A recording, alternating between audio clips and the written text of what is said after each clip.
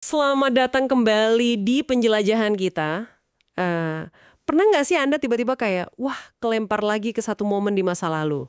Seringnya kejadian kayak gitu, Iya kan, bukan cuma ingat faktanya, tapi bener-bener kayak ada di sana lagi. Mungkin nyium bau masakan nenek, atau dengar suara ketawa teman lama. atau rasa hangat matahari di pantai padahal udah tahunan lalu. Nah, itu dia. Kemampuan luar biasa ini, perjalanan waktu mental ini, yang bakal kita kupas tuntas hari ini. Betul, kita akan fokus ke memori episodik. Iya, ini kita dasarkan pada bab 4 buku Why We Forget and How to Remember Better dari Andrew Batson dan Elizabeth Kensinger. Buku yang bagus banget itu. Kita semua pasti punya pengalaman ini kan, ingatan masa kecil jelas banget. Tapi detail rapat kemarin malah agak lupa. Iya, atau lupa naruh kunci di mana tadi pagi. Film-film pribadi kehidupan kita ini. Ini emang salah satu aspek memori yang paling personal dan terus terang ya, paling ajaib sih menurut saya. Ajaib, setuju. Bab ini benar-benar menyoroti kemampuan kita bukan cuma buat tahu apa yang terjadi, tapi untuk mengalami kembali potongan pengalaman itu secara mental. Sensasi berada di sana lagi itu ya kuncinya. Itu inti dari memori episodik. Oke. Jadi apa sih yang bikin memori episodik ini beda dari ingatan lain? Kita kan ingat banyak hal ya, kayak ibu kota negara atau cara ngikat tali sepatu gitu. Nah, bedanya itu ada di kualitas pengalaman pas ngingetnya. Kalau memori semantik, itu gudang fakta Anda. Tahu Jakarta ibu kota Indonesia atau siapa Cleopatra, gitu aja. Oh, cuma fakta. Iya. Terus ada memori prosedural, itu soal skill, keterampilan. Cara Anda naik sepeda, ngetik, main gitar, Anda lakuin aja, nggak perlu ingat kapan atau di mana belajarnya. Otomatis gitu ya? Betul. Tapi memori episodik, nah ini dia. Ini rekaman peristiwa spesifik dalam hidup Anda. Lengkap sama konteksnya. Di mana Anda, kapan, siapa aja di sana, dan yang penting, gimana perasaan Anda waktu itu. Wah, lengkap banget paketnya. Iya, jadi Anda nggak cuma tahu Anda liburan ke pantai tahun lalu, tapi Anda bisa ingat lagi suara ombaknya, rasa asin udaranya, atau perasaan santai waktu itu. Ini memori autobiografi Anda. Benar-benar kayak punya mesin waktu pribadi ya di kepala. Tapi gimana caranya ya, otak kita kan isinya jaringan sel saraf gitu. Kok bisa melakukan trik sekompleks itu kayak mustahil? Kedengarannya emang ajaib, tapi ada proses neurobiologisnya. Semua mulai pas kejadian itu terjadi dengan tahap yang disebut encoding atau pengkodean. Anggap aja kayak proses ngerekam. Ngerekam ya? Jadi pas Anda ngalamin sesuatu, banyak info masuk lewat indera. Apa yang Anda lihat, dengar, cium, rasain, plus pikiran dan emosi yang nyertainnya. Semua ini diproses di area otak yang beda-beda. Jadi pengalaman itu dipecah-pecah dulu gitu jadi sinyal-sinyal di berbagai bagian otak. Betul. Dan kepingan-kepingan infosensorik, emosional, kognitif ini perlu diubah jadi kode saraf biar bisa disimpan. Nah, disinilah peran krusial perhatian. Perhatian. Iya, Anda harus benar-benar perhatiin apa yang terjadi biar detail-detail itu bisa masuk dan diproses oleh working memory Anda. Semacam meja kerja mental lah, tempat Anda nahan dan ngolah info sementara. Ini nih yang ngejelasin kenapa saya sering lupa nama orang yang baru dikenalin di acara rame. Perhatian saya pecah kemana-mana. Tepat sekali, itu contoh bagus. Kalau perhatian Anda nggak fokus pas encoding, ya rekamannya bakal lemah. Atau malah nggak kebentuk sama sekali. Detail penting bisa hilang gitu aja ya? Banget. Jadi perhatian itu gerbang pertama menuju memori episodik yang kuat. Oke. Jadi kita fokus, info masuk, jadi kode saraf. Terus kode-kode ini kemana perginya? Gimana mereka bisa nyatu lagi jadi satu ingatan utuh gitu? Nah, disinilah peran si arsitek memori kita. Hipokampus. Hipokampus, yang bentuknya kayak kuda laut itu ya? Iya, betul. Letaknya di bagian dalam lobus temporal. Kode-kode saraf dari berbagai area otak tadi ketemunya di hipokampus. Bisa dibilang hipokampus ini kayak pustakawan atau pengelola arsip canggih buat pengalaman pribadi Anda. Pustakawan. Tugas utamanya apa tuh? Dia punya dua tugas vital. Pertama, binding atau mengikat.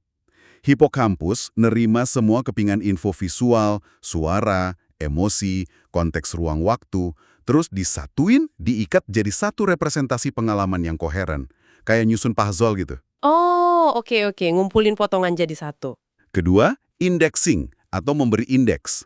Nah, setelah representasi utuh itu kebentuk, hipokampus ngasih semacam label atau alamat unik. Mirip kayak kita ngasih nama file di komputer atau label di map arsip fisik gitu ya, biar gampang dicari lagi. Analogi yang pas banget.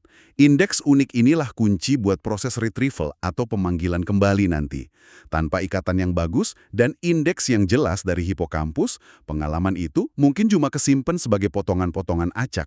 Bukan satu episode utuh yang bisa kita kunjungi lagi. Alamat atau indeks itu yang kita pakai buat manggil memorinya balik. Gimana proses manggilnya, si retrieval ini? Bener. Waktu Anda mau ingat suatu kejadian, mungkin kepicu pertanyaan, atau bau tertentu, lagu, atau kadang pikiran random aja, otak Anda, nah ini sering dibantu korteks prefrontal. Pakai petunjuk itu buat nyari indeks yang relevan di hipokampus. Oke, dicari dulu indeksnya. Begitu indeks yang pas ketemu, hipokampus ini bertindak kayak dirijen orkestra. Dirijen orkestra, maksudnya gimana tuh? Hipokampus ngirim sinyal buat ngaktifin lagi pola aktivitas saraf yang sama di area-area korteks yang tadinya aktif pas kejadian itu pertama kali direkam atau di-encode. Wah, jadi?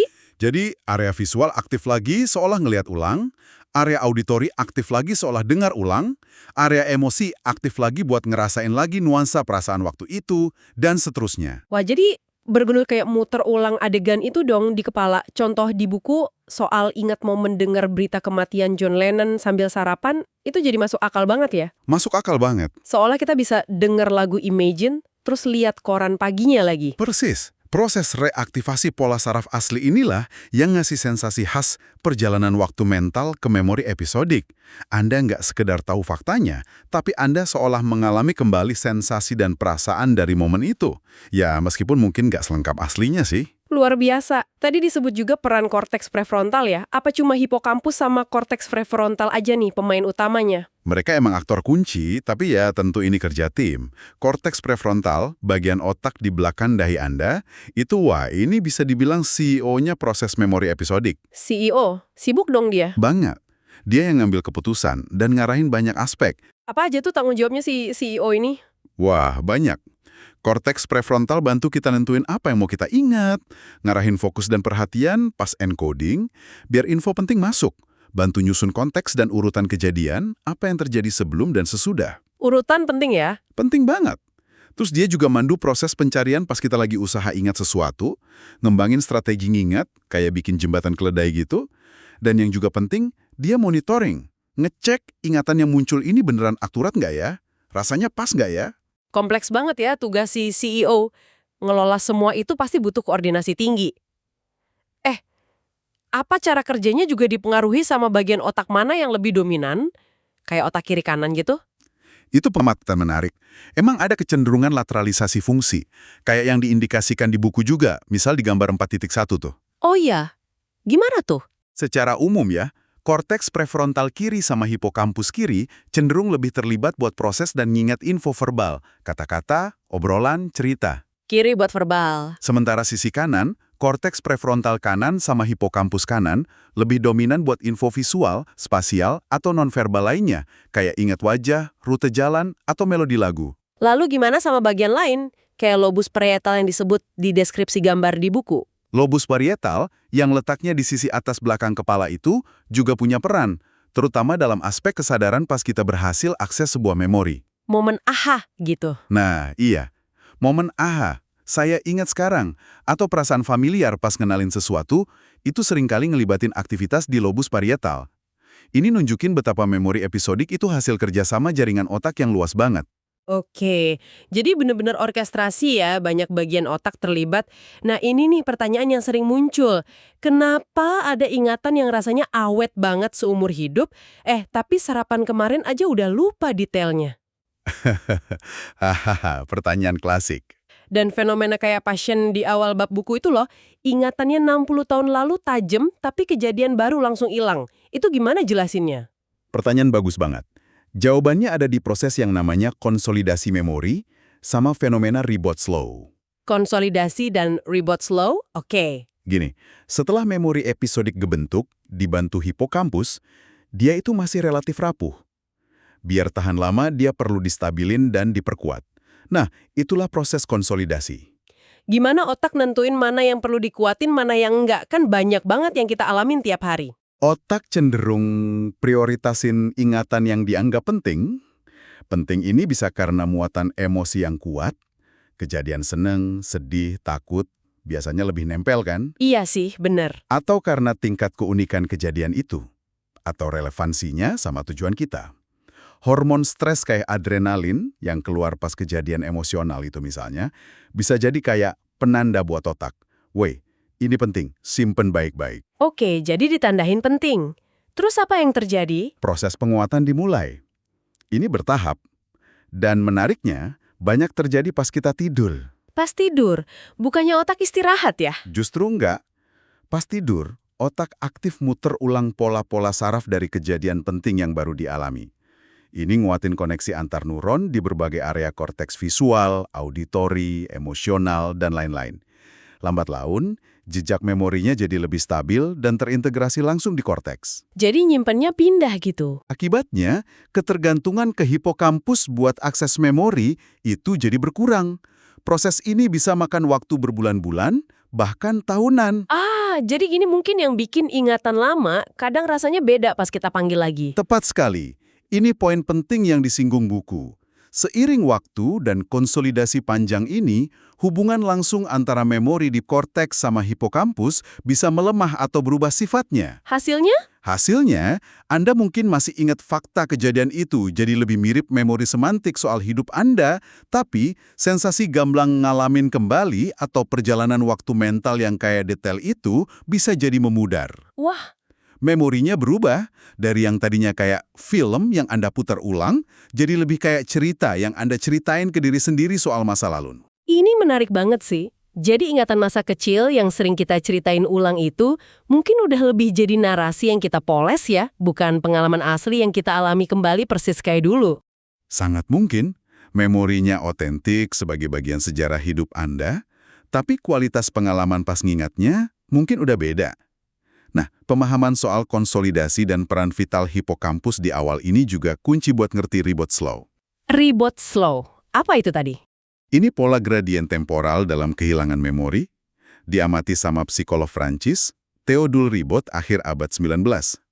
Dia perhatiin pasien dengan kerusakan otak, terutama di area hipokampus dan sekitarnya, karena cedera, stroke, Alzheimer.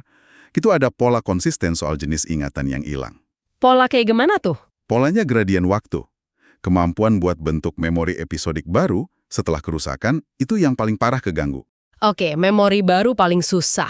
Terus, memori buat kejadian yang baru aja terjadi beberapa waktu sebelum kerusakan, yang masih proses konsolidasi awal dan masih bergantung banget sama hipokampus, itu juga rentan banget hilang. Yang baru-baru juga rentan ya? Tapi, memori buat kejadian yang udah lama banget, masa kecil, masa muda, yang udah terkonsolidasi kuat bertahun-tahun di korteks dan gak perlu butuh hipokampus lagi buat diakses, itu cenderung relatif aman terjaga. Jadi ini jawaban langsung buat kasus pasien di awal bab buku itu ya, yang putrinya heran kenapa ayahnya bisa cerita detil masa mudanya 60 tahun lalu, tapi lupa obrolan 5 menit lalu. Persis, memori 60 tahun lalunya udah lulus dari hipokampus, kesimpan aman di korteks.